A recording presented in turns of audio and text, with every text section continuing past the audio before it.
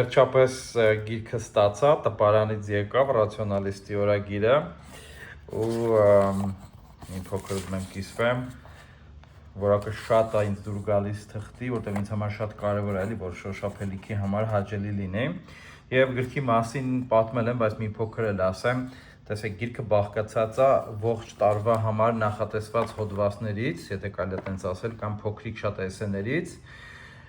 հունվարի 1-ից մինչև դեկտեմբերի 31-ը եւ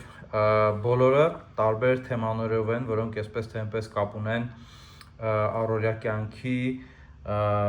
կյանքի դժվարությունների, ինչու՞ չէ նաեւ որոշ դեպքերում իմաստի եւ այլ խնդիրների հետ, հարաբերություններ, աշխատանք, կարիերա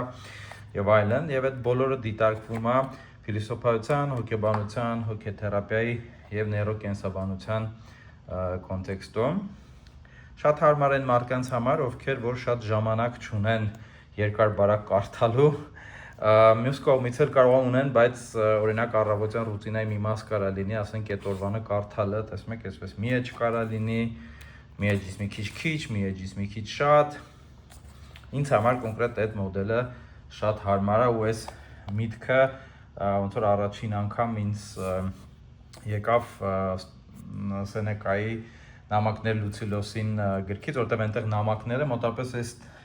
այս չափի ամեն նամակ, կան իհարկե երկարներն էլ, բայց մի շատ հարմար ա եղել ընթերցել, վերընթերցել օրական մեկ նամակ, ոնց որ sense ամբողջական ա էլի ստացվում։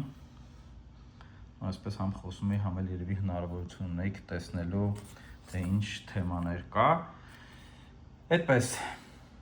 կարող եք գիրքը արդեն ձեռք բերել, կարող եք համապատասխան կոնտակտներով ես կտեղադրեմ, գիրքը ձեռք բերել կհայտնվի նաև գրախանութներում։